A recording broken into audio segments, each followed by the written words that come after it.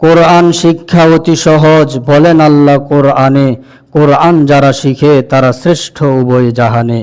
মুসলমানের সন্তান হয়ে কোরআন যারা শিখে না, পশুর চাইতে অধম তারা, বিবেক তাদের থাকে না।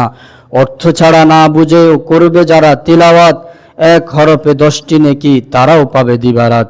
নামাজেতে পড়বে কোরআন হয়ে যারা দণ্ডায়মান, এক হরফে 100 নেকি তারাও পাবে খোদার দান।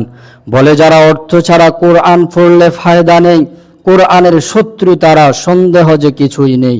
কোরআন শরীফ বুঝে পড়ুক কিংবা না বুঝে, কমপক্ষে 10টি নেকি পাবে প্রত্যেকটা হরফের বিনিময়ে। একটি নেকি কতই দামি জানেন তাহার মূল্য, 7 আসমান 7 জমিন হয় না সমতুল্য।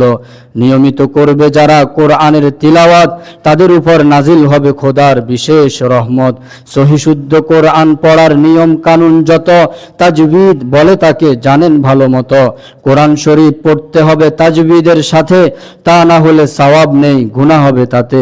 শিখে নিতে পারেন যদি তাজবিদের কায়দা, কোরআন শরীফ পড়ে তখন হবে অনেক বেশি ফায়দা। কোরআন শরীফ পড়ে এবং পড়ায় সদা যারা, আল্লাহ পাকের পরিবারের সদস্য হন তারা। আল্লাহ বলেন কোরআন থেকে থাকবে যারা দূরে, দিব আমি জীবনটাকে সংকুচিত করে। রোজ হাসরে চক্ষু তাদের করে দিব অন্ধ, রহমতের দরজা তাদের করে দিব বন্ধ। তাই বলি ভাই এখন থেকে কোরআন শিখার হিম্মত করি, আসেন কোরআন শিখি, কোরআন পড়ি, কোরআন মতো জীবন গড়ি।